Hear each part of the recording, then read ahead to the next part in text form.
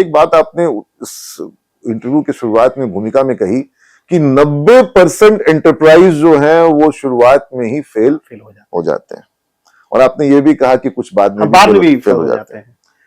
अगर आप एंटरप्रेन्योरशिप में नहीं आते हैं तो क्या जिस प्रतियोगिता परीक्षा में आप बैठ रहे हैं वहां पर कितने प्रतिशत लोग सफल हो पा रहे हैं? वहां तो सर परसेंटेज और भी कम है, वहां और भी कम है, बहुत कम है, बहुत कम है, वहां भी बहुत कम है। वहां तो लोग कह रहे हैं कि आजकल 1% से भी कम लोग सफल हो रहे हैं। आईएएस की परीक्षा में 6 लाख लोग बैठ रहे हैं, सफलता तो मैक्सिमम 1200 कोई मिलनी है, इतनी ही सीट है।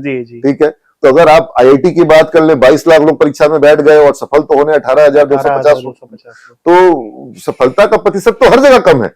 जहां पर भी प्रतिशत अधिक हो जाएगा वहां तो सफलता कोई मायने ही नहीं रखेगी। सफलता जो मिल रही है, सफलता की दुल्हन जो है वो सबको बरबारा नहीं पहनाती है। तो हाँ, तो इसको रिपीट, मेरा कहना है कि जीवन में जो सफलता जो है वरमाला, वो आपको तभी मिलेगी जब उसके लिए आप अथक परिश्रम, प्रयास और अपने सारे जो जरूरी उसके लिए जो काम है वो आप पूरा करोगे।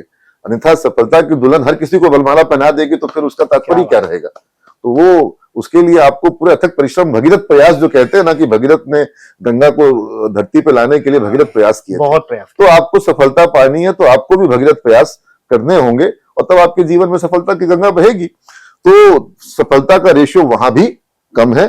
और फिर जो 90% लोग फेल हो जाते हैं उसके बाद 10% सफल होते हैं, और उसके बाद कहा कि उस 10% से भी 90% लोग उतना सफल नहीं हो पाते हैं, और जो सफल रह जाते हैं उनकी सफलता का आंकड़ा क्या होता है?